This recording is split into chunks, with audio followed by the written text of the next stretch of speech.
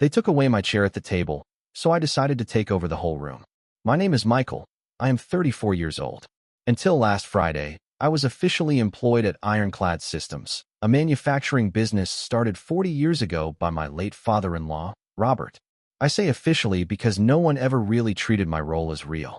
To the board of directors, I was just another spoiled guy who married the owner's daughter and coasted on family money. Around closed doors, they called me the useless son-in-law.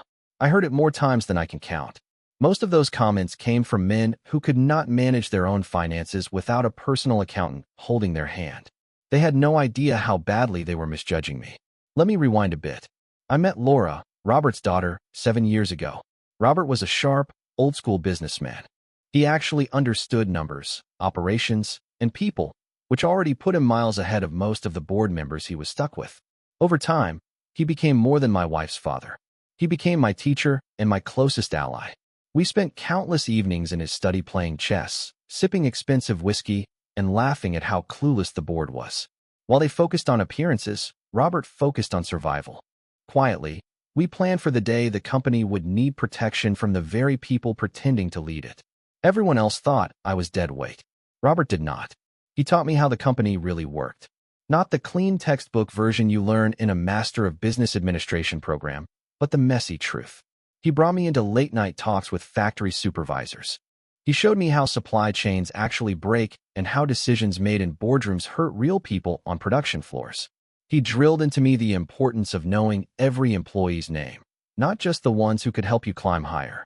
He saw early on that I cared about the company itself, not just the share price flashing on a screen.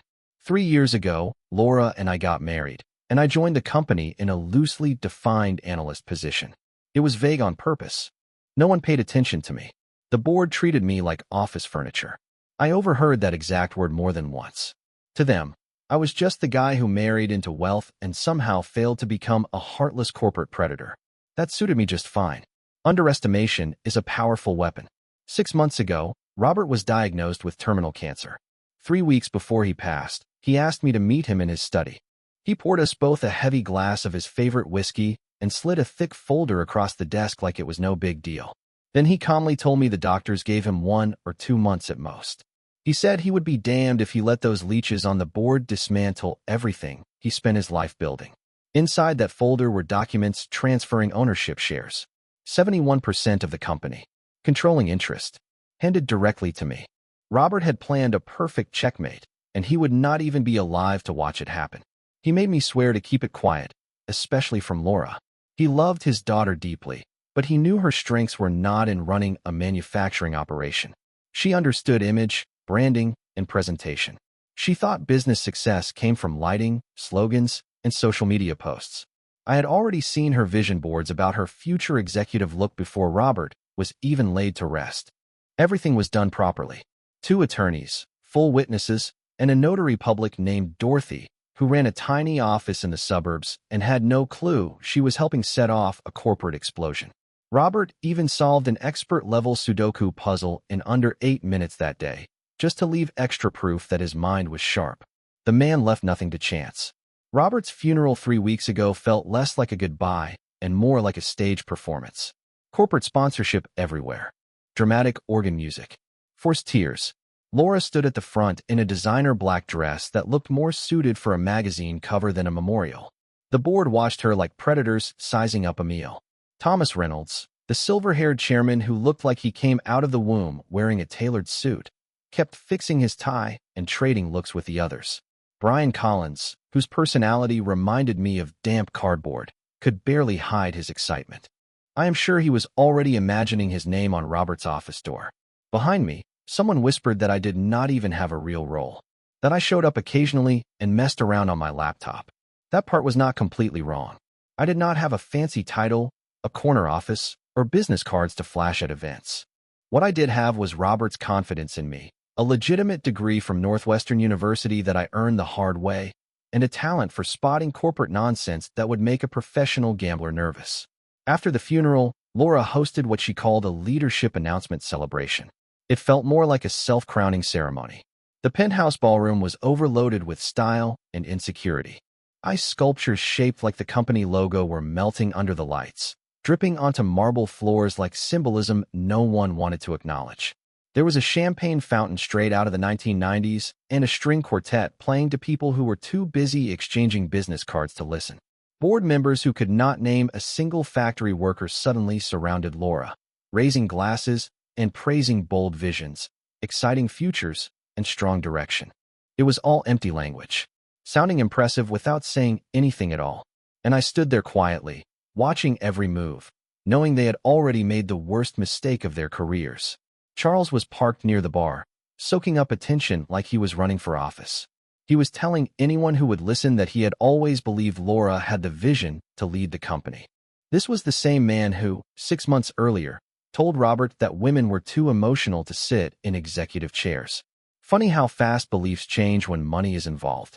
Ethan found me standing next to one of the melting ice sculptures. He had a martini in his hand, and that kind of smile that makes you instinctively check your pockets. He stepped way too close. His breath smelled like gin fighting cologne in a losing battle that reminded me of an old factory locker room. He said something about what a wild night it was, then patted my back with the kind of fake sympathy usually saved for dogs that fail obedience training. He cracked a joke about my bad luck, going from the chief executive officer's son-in-law to whatever useless role I supposedly had now. He laughed at his own joke, proud of himself for being cruel and calling it humor. I noticed a few other board members nearby pretending not to listen while clearly hanging on every word. I smiled and told him I was still breathing and collecting dividends, which was honestly tiring work. Some days I needed to sit down afterward. He laughed even harder, not realizing he had just congratulated the man who owned the company. Behind him, Charles was watching us closely, eyes sharp like a bird of prey. He was probably trying to decide whether I would cause trouble or quietly fade into the background like a good little trust fund kid. That is the thing about being underestimated. It is like having a superpower nobody can see. While Ethan was busy imagining stories about poor me and my sad little analyst job, I was calculating exactly how long it would take to completely dismantle his career. 3 weeks. For if I decided to be polite. Friday morning arrived like a freight train nobody asked for. At exactly 9:30 in the morning, I got an email from Charles's assistant asking me to report to Conference Room A. The message had all the warmth of a legal warning. Conference Room A was the big one. Floor-to-ceiling windows overlooking downtown Chicago. A table so long you could probably land a small airplane on it. That room was where careers went to die and departments got erased. 6 board members were already seated when I walked in. Charles sat at the head of the table, of course. I half expected him to have a sleeping bag stashed under the chair. Ethan sat to his right, wearing a smile that looked rehearsed. Franklin Moore was half asleep like usual, which honestly made him the smartest person in the room. There were 3 others whose names I could not remember. Men promoted well past their abilities. Charles cleared his throat in an overly dramatic way, like he had practiced this speech in the mirror while testing different ties. He said my name the same way someone addresses a disappointing houseplant. Then he launched into a speech about restructuring, alignment, and strategic priorities. Pure corporate nonsense. Lots of words. Zero meaning. Ethan leaned forward, barely able to contain himself, like a kid eager to deliver bad news. He announced that my position was being terminated immediately. The room went silent. One guy was furiously typing on his tablet. Linda Brooks, the chief financial officer who actually knew what she was doing, stared at her hands like they held the secrets of the universe. I let the silence stretch. They were waiting for panic, begging, fear, maybe even tears. Firings work best when the victim sticks to the script. Instead, I smiled. I told them this was perfect. I said I had been worried they would drag it out and make things uncomfortable. I thanked them for not forcing me through some emotional human resources exit interview. Their smiles flickered. This was not how it was supposed to go. Charles's forehead wrinkled in a way that suggested his cosmetic treatments were under serious stress. I stood up, straightened my tie, and gathered my things like I was leaving a coffee shop, not a career. I picked up the fancy pen they gave me 3 years ago. At the time, it felt meaningful. Now it was just an overpriced stick. I told them it was just business. No hard feelings. Companies change. People move on. The circle of corporate life. As I walked toward the door, I could feel confusion rolling off them like heat off hot pavement in July. At the doorway, I turned around and smiled again. A real smile this time. I told them the experience had been educational, that I learned a lot about corporate governance, strategic planning, and the creative limits of expense account fraud. Linda actually choked on her breath. That weekend was beautiful. I opened the safe hidden behind an abstract painting in my home office. Laura thought the painting was just boring art. She bought it at a charity auction because the artist was described as emerging and provocative, which, in her world, meant someone figured out how to charge $5,000 for something that looked like a toddler attacked a canvas with their fingers. Behind that painting sat a biometric safe that Robert helped me install one quiet weekend while Laura was off in Milan, doing whatever rich people convinced themselves is productive over there. Inside the safe was a single document that was about to flip Ironclad Systems upside down. It was the notarized transfer of 71% controlling ownership, signed by Robert 3 weeks before he passed away, witnessed by his personal attorney, my lawyer Angela Wright, and Dorothy, the notary public who had absolutely no idea she was helping load a financial cannon. The paper itself felt serious, thick, heavy, the kind of expensive stock that announces it is legally important without saying a word. I snapped a photo and sent it to Angela with a simple message asking how strong our position looked now that they had fired me. She replied in under 30 seconds. She had already shown the documents to 3 separate law firms. Every single one agreed. The transfer was valid, airtight, and completely enforceable. She told me to stay calm, stay quiet, and let the board finish burying themselves. Then she congratulated me on getting fired, calling the timing absolutely perfect. So I did exactly what she told me. I stayed out of sight and watched the chaos unfold. From the outside, I saw the board celebrating, champagne bottles popping, executives being shuffled around like chairs at a ruthless children's party. They spread stories about me, claiming I was unstable and emotionally compromised. Those rumors started by Monday afternoon. I heard about them from Carl, the security guard in the lobby. He had always treated me well because I learned his name and asked about his kids. He told me people upstairs were saying I had some kind of breakdown. He said it was nonsense because I was the most normal guy in the building. By Wednesday, the gossip had turned into full-blown fiction. According to friendly folks in accounting who kept me informed, I had screamed at Laura, thrown a laptop at Ethan, been caught drinking alcohol in my office during work hours, and might be jumping to a competitor. My personal favorite was the rumor that I was having an affair with someone from the Human Resources Department. Completely false and strangely detailed. Laura called me exactly once. Thursday evening. She said people were talking and that I was making her look bad. I nearly laughed. I told her I got fired from a job that barely existed in the first place. And if that made her look bad, maybe the issue was not me. She hung up without saying goodbye. Meanwhile, Angela kept me updated through the weekend. Her messages ranged from helpful to downright entertaining. Saturday afternoon, she forwarded leaked board meeting notes. They were already planning to sell 2 subsidiaries. They called it strategic divestment to maximize shareholder value. Both companies were profitable and growing. They were dumping strong assets to inflate short-term numbers before running for the exits. It was painful how predictable it was. This was exactly what short-sighted executives always did. They traded long-term health for quick wins that made their stock options shine. Robert had seen it coming. That was why he acted when he did. On Sunday afternoon, I went through financial reports Angela sent me. I was 3 reports deep, scribbling notes in the margins like a teacher grading papers from students who never studied.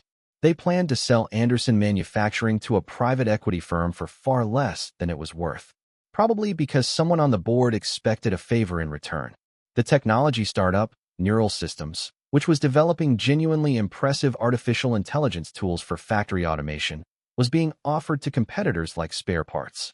It was like watching someone sell a classic car for scrap prices because they did not understand the engine. Sunday night, my phone rang. Ethan Parker. I stared at his name for a solid 10 seconds, weighing the entertainment value. Curiosity won. He answered with forced cheerfulness, the tone of a man who was either drinking, asking for something, or both. He asked how my weekend was going, asked how I was coping after being terminated. I told him I was processing my emotions, reflecting on life choices, and making waffles. The waffles were excellent. There was a long pause while he tried to decide if I was joking. I always am. He said he was calling as a friend, completely off the record. He knew a guy at a small firm downtown who was always looking for talented people. He could help me get back on my feet. The condescension was thick enough to spread on toast. He was offering me an entry-level analyst role like it was charity, like tossing a rope to someone drowning. I asked him if the firm needed someone to buy them outright by Monday, because I had some money freed up and was always open to investment opportunities. Silence. Perfect, beautiful silence. I could practically hear the gears grinding in his head. Finally, he stammered that he meant an analyst role. Entry level. Something to get me back in the game. I smiled into the phone. I told him I understood exactly what he meant. I just figured if we were talking about firms downtown, we might as well think big. Still, if they truly needed an analyst, he could send the details over. Ethan did not catch the joke. He never did. Unless humor was explained in a slide deck with bullet points and backup charts, it usually sailed right past him. Monday morning, I put on my best navy blue suit. The one Laura once told me made me look like a well-paid accountant. At the time, I took it as an insult. That morning, I realized it was the highest compliment she ever gave me. Accountants get ignored, overlooked. They are the people who quietly know where all the bodies are buried. I matched it with a clean white shirt, a deep burgundy tie Robert gave me 2 Christmases ago, and cufflinks that once belonged to his father. Nothing flashy, just solid. Serious. The ironclad systems building looked exactly the same when I arrived. Glass and steel climbing into the Chicago skyline. The company logo stamped on the side big enough to be seen from low orbit. Security stopped me before I reached the elevators. Carl was not at his post that day. Instead, it was Derek, a guy who looked like he played linebacker in college and took his job of looking intimidating very seriously. Human resources had to escort me upstairs. That honor fell to Monica, the same human resources manager who processed my termination paperwork on Friday with the emotional engagement of someone filing routine expense forms. We rode up in silence. She held her tablet like a shield. I hummed the theme from the good, the bad, and the ugly. If you are heading into a showdown, you might as well have the right music. She finally said this was highly irregular. I told her I appreciated that. I said I knew this was not part of her job description and that I had always respected how professional she was. She asked if I was about to do something reckless. I asked her to define reckless. From where I stood, reckless was a board selling profitable subsidiaries just to pad their portfolios. I was simply there to talk. When I walked into the boardroom, every single face froze. That special kind of freeze people get when someone they absolutely did not expect suddenly appears. Ethan nearly choked on his coffee, coughing like an old lawn mower struggling to start. Charles's face moved through confusion, recognition, and then the early signs of realization that his Monday had gone very, very wrong. I smiled, set my briefcase on the table with a firm thud, apologized to Linda for being late, commented on the beautiful morning, and mentioned I had seen a cardinal outside. People say that is good luck. Charles squinted at me like I was a mirage that might vanish if he blinked hard enough. He said slowly that I no longer worked there. I agreed completely. Very true. They fired me on Friday. I remembered it clearly. Quite a performance, really. Although Franklin falling asleep halfway through did take some of the drama out of it. Franklin snapped awake at the sound of his name and asked what he missed. I ignored him. I explained that while I no longer worked there, I did own the place. And ownership tends to complicate meetings. I placed the folder on the center of the table. The sound of thick paper hitting polished wood echoed louder than expected. The label was impossible to miss. Transfer of Controlling Interest, Ironclad Systems, Incorporated. Ethan reached for it first. His hand shook. I watched his expression move through confidence, confusion, fear, and finally full collapse. He whispered that it could not be real, but his voice cracked in a way that told everyone in the room he knew it was. He started ranting, saying they were supposed to believe Robert handed over control to me, to someone who did not even have a real job, someone who could not even keep an analyst position. His voice climbed higher with every sentence until he sounded like he was auditioning for a high school play. I raised one finger. First, they fired me, so the whole could not hold a job argument was revisionist history. Second, they were free to believe whatever helped them sleep at night. I did not need belief. I had documents. Lots of them. Notarized. Witnessed. Reviewed by multiple law firms. Filed with the Securities and Exchange Commission. Legal paperwork does not care about feelings. Charles finally found his voice, tight and strained. He said this could destabilize the company. Shareholders. Investors. Market confidence. I interrupted him. They already did that. They had been doing it for years. I was there to fix it. I told them to think of me as a very polite hurricane. Linda snorted before she could stop herself, then quickly covered it with a cough when Charles shot her a glare that could peel paint. My phone buzzed loudly on the table. I glanced at the screen and felt my smile grow wider. Anderson Holdings, our largest outside investor. Perfect timing. I answered calmly and put the call on speaker, setting the phone in the middle of the table so everyone could hear. Victoria Martinez from Anderson Holdings said she was calling regarding recent information about Ironclad Systems' ownership structure. She said they needed to schedule a meeting today, if possible. Every single person in that room went silent. I watched Charles's face lose its color. It drained from angry red to a dull gray in seconds. Anderson Holdings owned 18% of the remaining shares. Not enough to control the company, but more than enough to break any major move wide open. I told Victoria I was actually in the middle of a board meeting discussing the transition. I asked if 2 o'clock worked. She said it did. Her office. Bring my attorney and the chief financial officer. She said there were several things she wanted to discuss regarding the board's recent decisions. I told her absolutely. I said Angela Wright would be joining me as my attorney, and I would bring Patricia, assuming she was willing to step into the chief financial officer role officially. I looked over at Patricia. She looked like someone who had just won the lottery and been drafted into the military at the same time. Victoria said she was looking forward to working with leadership that actually understood fiduciary responsibility. Then the call ended. That last sentence stayed in the room like a grenade with the pin already pulled. No one spoke. Ethan looked like a man who had just been told Santa Claus was not real and his childhood dog had not gone to a farm, but somewhere much worse. His entire worldview was collapsing in real time. He whispered that this was insane. There was no anger left in his voice. Just the sound of a man realizing the game was over and he had lost badly. From the far end of the table, Franklin suddenly announced he was retiring. He said his wife wanted to travel. Italy. Maybe learn to paint. He said this felt like a good moment to step away. Charles started to protest, but Franklin cut him off. He stood up with more energy than I had seen from him in 3 years. He was 72 years old, had more money than he could ever spend, and did not need this stress. He looked at me and said Victoria Martinez did not suffer fools, and if I was smart, I would clean house before that meeting. He nodded once and walked out. I told everyone else to take a breath and prepare to reconvene. I had a meeting at 2 o'clock. That gave us 4 hours to figure out how we were going to explain to Victoria why the board was trying to sell Anderson Manufacturing, named after her grandfather, to a private equity firm for 30% below market value. I asked Patricia to gather every piece of financial data related to that sale. Every number.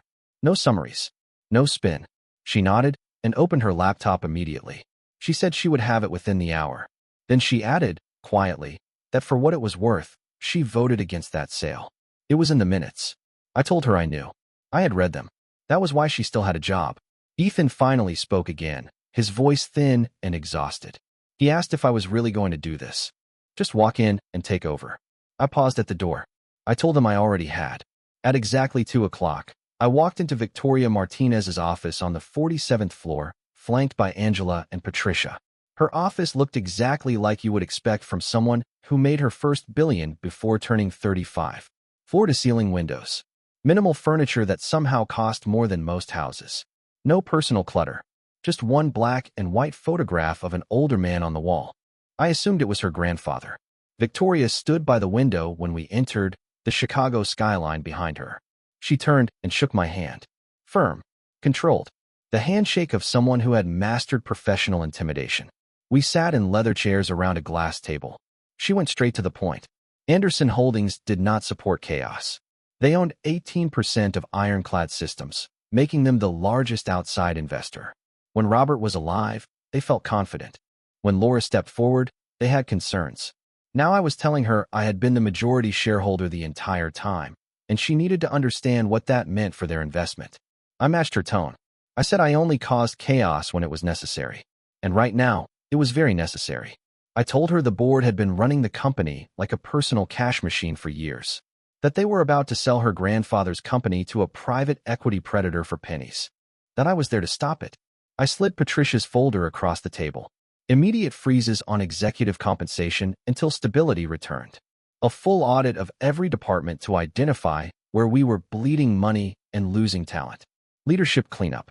Anyone who could not justify their role would be removed. And full transparency for investors, with monthly reports that showed reality, not polished nonsense. Victoria reviewed it quickly, efficiently. The way someone reads when they actually understand what they are seeing. Minutes passed in silence. My phone buzzed. Angela's personal number. The one she only used for emergencies or exceptional gossip. The message said the board was claiming Robert was mentally unfit when he signed the transfer. Charles had hired an aggressive firm to challenge the filing in court the next morning. I almost laughed. Of course they were. I texted Angela back and told her to send them Robert's medical clearance from 3 weeks before he signed. I told her to include the Sudoku puzzle he completed that same day in under 8 minutes. Expert level. For irony, she replied that I was her favorite client and that she would bill them for the puzzle. Victoria looked up and noticed my smile. She asked if that was good news. I told her it was the opposite. The board was attempting to challenge the transfer by claiming Robert was mentally incompetent. Filing first thing in the morning. She leaned back slightly and smiled. That was when I knew the board was finished. Instead of looking worried, Victoria smiled. Not a friendly smile. Something sharper. Almost predatory. She told me straight up that if my ownership held, Anderson Holdings would back me completely. Their 18% voting power combined with my 71% would lock everything down. If the courts somehow overturned the transfer, they would pull every dollar of their investment within 90 days and short the stock on the way out. She said she wanted capable leadership. She did not care who provided it. What she would not tolerate was watching her grandfather's legacy get stripped apart by people who had no idea what they were doing. We spent another hour talking strategy. Real strategy. Specific executive cuts. Potential replacements. A timeline for the audit. How we would communicate changes to employees, investors, and the public without causing panic. Victoria was sharp. She asked questions that went straight to the heart of problems and pointed out weaknesses I had not fully considered. By the time we finished, I had a headache, 17 pages of notes, and a grudging respect for someone who could make me feel both challenged and motivated at the same time. Tuesday morning arrived crisp and clear, which felt ironic, considering I was about to spend it inside a courthouse watching desperate men try to rewrite history. The Circuit Court of Cook County was exactly what you would expect. Beige walls, uncomfortable benches, air that smelled faintly of stress, disappointment, and bad decisions. Charles was there with Edward Lawson, a lawyer who looked like a lawyer should look. Silver at the temples. Perfect suit. Probably cost more than most people's monthly rent. He carried himself like someone who believed television court shows were beneath him. Ethan sat nearby, looking like he had not slept at all. Patricia was already seated on our side of the aisle. She had made her choice. Judge Margaret Sullivan entered the courtroom. She was around 60, gray hair pulled into a tight bun, reading glasses perched low on her nose. She looked over her glasses instead of through them, giving off a permanent expression of disappointment in everyone present. I liked her immediately. Edward Lawson stood up with dramatic flair, like he practiced that move in front of a mirror. He announced that a grave injustice had occurred. He claimed Robert had been manipulated during his final days. That while undergoing aggressive chemotherapy and heavy pain medication, he had been pressured by me into signing away control of the company while not mentally fit to make sound decisions. Before he could build momentum, Angela stood. Judge Sullivan asked her to please wait her turn. Angela said everything that had just been claimed was provably false and deeply insulting to Robert's memory. She presented medical clearance from Robert's oncologist dated the same day the documents were signed, stating clearly that Robert was of sound mind and not under the influence of impairing medication. She presented testimony from the notary public, Dorothy, who spoke with Robert at length and found him alert, engaged, and fully aware. She added testimony from Robert's personal attorney confirming he understood exactly what he was signing. Then she paused. With perfect timing, she produced another piece of paper. An expert-level Sudoku puzzle. Completed flawlessly. In under 8 minutes. On the same day, I had to bite the inside of my cheek to keep from laughing. Edward Lawson looked like his law license had just been threatened with repossession. Charles went through several alarming shades of red. Ethan stared at the puzzle like it was written in an ancient language. Judge Sullivan repeated slowly, "A Sudoku puzzle?" Angela calmly confirmed that yes, she was submitting it as supplementary evidence alongside medical documentation, sworn testimony, and notarized legal filings. She added that a man capable of completing an expert puzzle that quickly was clearly capable of understanding a share transfer. And if opposing counsel wished to attempt the same puzzle under similar conditions to demonstrate otherwise, she would be happy to provide one. Someone in the gallery laughed. Even the court reporter failed to fully hide it. Judge Sullivan's lips twitched as she fought a smile. Edward Lawson tried to recover, arguing the timing was suspicious. Robert died, and suddenly his son-in-law, who held no significant position, controlled 71% of the company. Angela responded without missing a beat. The timing was suspicious because Robert knew he was dying. He wanted to protect the company from exactly what was happening now. He had watched the board treat it like a personal bank account for years. He saw them prioritize short-term gains over long-term survival. He made a calculated decision to hand control to someone he trusted, someone who understood the business, someone who would not sell profitable divisions just to inflate quarterly numbers. That was not manipulation. That was foresight. Judge Sullivan raised her hand, silencing both sides. She said she had reviewed the documentation submitted by both parties. The medical evidence was clear. The legal paperwork was valid. And frankly, the Sudoku puzzle was more convincing than most expert testimony she had seen in her courtroom. The share transfer was valid, legally binding. Case dismissed. I did not look at Charles or Ethan. I did not need to. The game was over. By 11 o'clock Tuesday morning, I called the board back together in the same conference room where they fired me 4 days earlier. Only this time, I sat at the head of the table, Robert's old seat. They filed in slowly, like people showing up to their own funeral. Patricia looked relieved. Franklin was noticeably missing. He had already sent in his retirement paperwork by email. The subject line simply said, "I am out." I started with Ethan, keeping my tone calm and friendly. I told him his resignation was effective immediately. Then I added, "Do not forget your mug." I pointed to the ridiculous ceramic mug he kept on the table. It read "World's Best Executive." He bought it for himself, which told you everything you needed to know. He opened his mouth, closed it, opened it again, closed it again. He looked like a fish realizing it was no longer in water. Finally, he stood up, picked up his mug, and walked out with whatever dignity he could still scrape together. Silence filled the room. It was sweet, golden, perfect. I opened Patricia's folder and got to work. The sale of Anderson Manufacturing was canceled immediately. Patricia would draft the letter to the private equity firm. Professional, direct. We were not interested now or ever. The neural system sale was also canceled.